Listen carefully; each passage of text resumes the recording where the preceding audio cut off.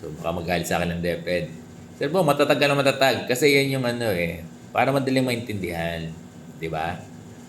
Siyempre, yung mga viewers natin, hindi naman na lahat alam na revise K to 10. No?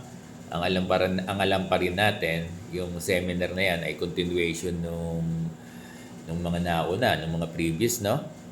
Grade 7, 8. Matatag. Sorry. Pero actually, binago na yung term ng matatag. Ano na, revise K to 10 seminar. Revise K to 10. Kaya yung seminar for grade 6, grade 9 and 10, ang tawag na dyan ay revise K to 10.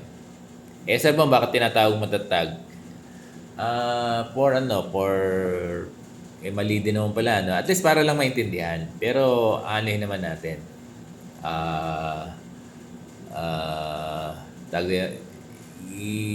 Iba-vlog ko rin.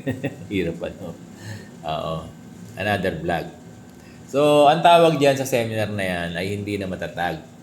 Oo, 'di ba pinapaalis na yung ng DepEd yung matatag na for whatever reason.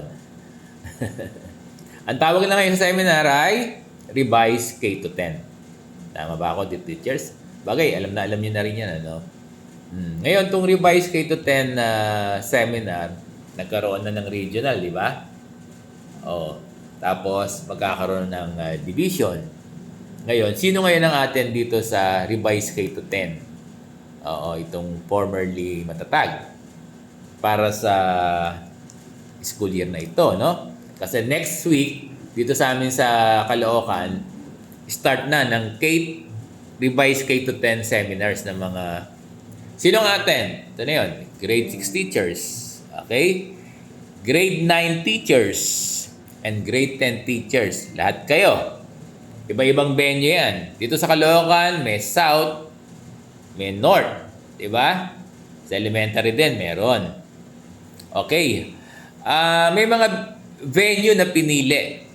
Yung mga piniling venue, huwag kayong mag-alala. May mga air-conditioned conference hall yan. Kaya sila yung pinili. Kaya yung mga, sino atin? Yung mga grade 6 teachers, alam ko ang piniling school sa elementary, yung may mga air-conditioned room din, yung may mga conference hall. Kami rito sa Caloocan High, meron kami niyan. 2 na air-conditioned hall. O, kaya dito, ang dami naman i-accommodate na division seminar ng Revise K to 10 or / wag na pala. Ayoko lang banggitin, yung matatag. Baka magalit ang DepEd, no? So, again, the teachers, no? Ito yung mga attend. Pwede bang attend yung grade 7? Hindi. Wala kayong budget para dito. Ang provision lang ng budget, para may meal allowance. May food. Yes, may food allowance. Kaya lang yung dito sa division namin, to my understanding, ay meron ng contractor, ano? Kaya by pack na lang. Hindi ko lang alam sa iba kung ibibigay ng cash, ano? Hindi ko lang alam kung ibibigay ng cash. Pero dito, mahirap naman na aalis pa yung mga teacher para kumain. So, stay put na lang sila dito. So, ganon. Dito sa Division of Caloocan. Okay? Again, ulitin ko. Paulit-ulit ako. Sinong mga attend? Of course, grade.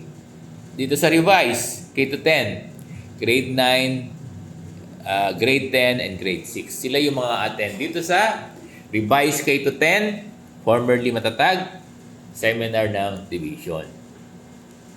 So, magandang umaga po.